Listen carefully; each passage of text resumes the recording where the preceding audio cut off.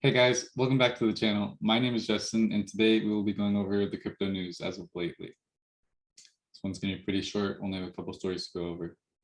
First, let's look at some of the prices. Bitcoin has been trending up lately. Over the past week, we can see that it is 16% up. Ethereum not far behind, especially. I wouldn't be surprised if some of this is due to the fork. We can see the Binance coin, Cardano's up a significant amount. XRP, even Dogecoin's up over 20%. So yeah, prices are clearly doing well, short term at least. If we were to look at the broader picture, we can see Bitcoin is finally starting to trend upwards. We are anticipating a $50,000 Bitcoin pretty soon.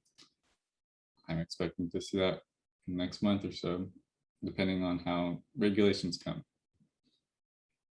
All right, let's get into the news.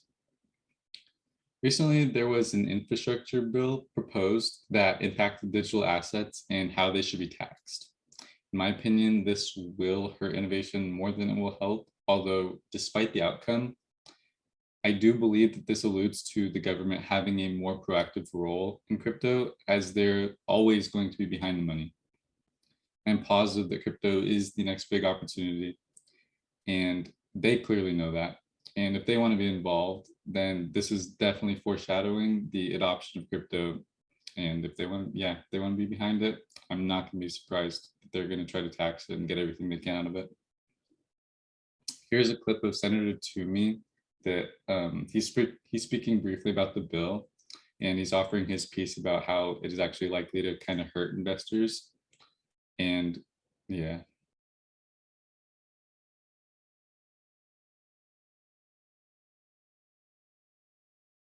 Senator Sinema. And I want to take a moment to say I really appreciate the very constructive work that Senator Wyden has done along the way as we have wrestled with this issue.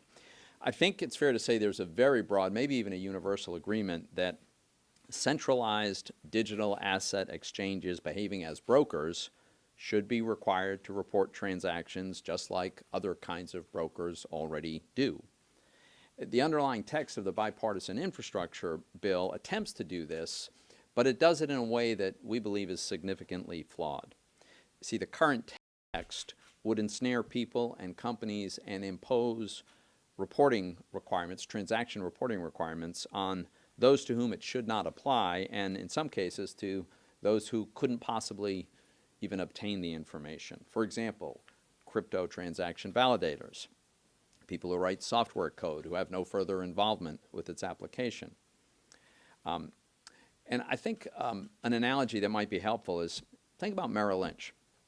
We impose reporting requirements on the transactions that are executed by a broker like Merrill Lynch, but we don't provide any such reporting requirements on the electric company that provides electricity to Merrill Lynch's office, or the internet provider that the broker uses.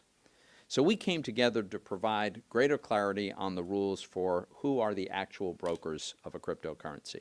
We're not proposing anything sweeping or anything radical. Our solution makes clear that a broker means only those persons who conduct transactions on exchanges where consumers buy, sell, and trade digital assets. On it. Here we have a tweet that came out a few hours ago, and based on this and what he talked about, I do believe that this will end up in favor of crypto holders, and we should receive more clarity on how these taxes will be imposed. So yeah, thank you to them for fighting back. This is both good and bad. I believe that for government to be behind crypto, even if it means taxing it, whatever it takes for them to have their foot in the door, I think it's all good things. This will speed up the adoption and regulations that crypto needs to flourish in the United States, at least. Now a little bit on the SEC case. Here we have a tweet from James Filan. He posted one of the documents submitted by Ripple, I believe.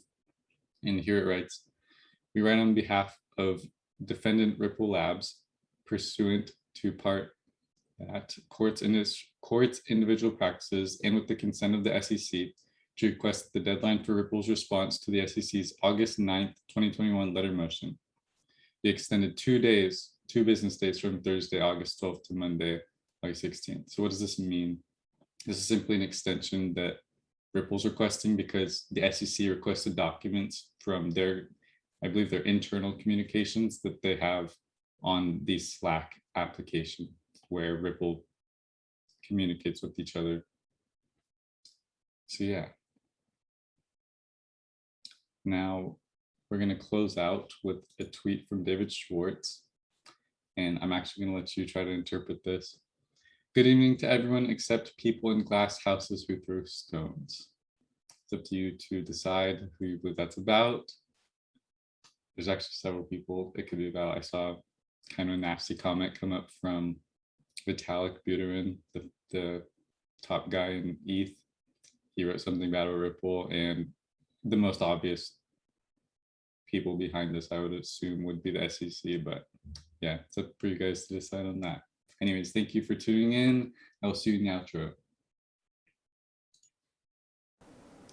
Hey, now that you've made it to the end of the video, thank you so much for watching, and please make sure to leave a like and subscribe. Also, if you want to stay up to date on our content, we post basically every day.